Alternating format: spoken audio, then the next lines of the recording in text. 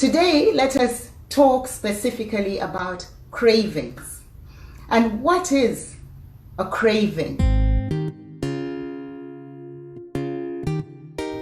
It is defined as a powerful desire for something, be it food, alcohol, tobacco, drugs, certain medications even, and behaviors such as gambling, even sex. What happens is that once the pleasure centers in the brain are hit by a messenger called dopamine, each time a food, for example, is eaten, the body likes that sensation, and so it will keep going back for that sensation. However, as time passes, which it does on a daily basis, we might actually get those dopamine receptors to become blunt, to wear off. And so it will take more and more of the stimulus to get the same effect. In the event of food, one will then end up overeating, and that will lead to overweight and obesity, which then leads to all the ramifications of that kind of condition. So, what do we need to do? First of all, I want to bring some understanding here that dopamine is not the problem. Dopamine is just a messenger. It's very much like deciding to shoot the messenger for bringing an unpalatable message. We don't want to do that. Right, so let us look at a few solutions. I just want to say that foods that have been highly processed or highly refined are known to be very triggering, and therefore one tends to eat a lot of. But that is modern society, isn't it? We have processed foods everywhere. They're convenient, they're easy to reach for, and they give you that constant desired effect in your mind. But let us look long term. We have the responsibility to choose what we eat. That is entirely our responsibility. I like to ask myself, what were our ancestors doing?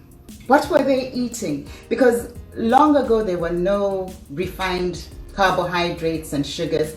Long ago there was no chemical fertilizers and weed killers that have now become part of our day-to-day lives.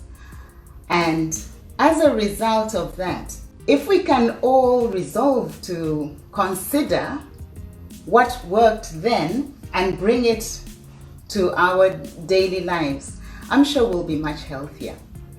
So my suggestion is that choose foods that are largely plant-based, preferably grown organically, and even if you don't do that all the time, avoid or try your level best to avoid highly processed foods. You will see a lot of benefits, and as we carry on next week, the chat that I will make, I'll actually go into this a bit more. But now, these are the benefits that you can start to experience. You will cope better with stress. Once the cravings go down, stress also seems to be better managed. You will have a stronger immune system. Who doesn't want that? Especially at such a time as this. And as the immune system becomes stronger, you will actually become more energetic. And as energy levels go up, you will be motivated to exercise more. And as you exercise more, guess what else will happen? Your detox mechanisms improve. Your whole body detox mechanisms become much better, and that, just that, will bring down the cravings as well. And then as that happens, you will sleep better. I do know for a fact that many men and some women have issues with sleep apnea. So your sleep will improve. And when that happens, you become a much calmer, more pleasant person. And just to crown it all off, your weight will be better managed. It's almost like a bonus. So let us all work towards healthier men for a wealthier nation this month of Women's Month. This is Dr. Eseza Nambassi. Thank you for listening.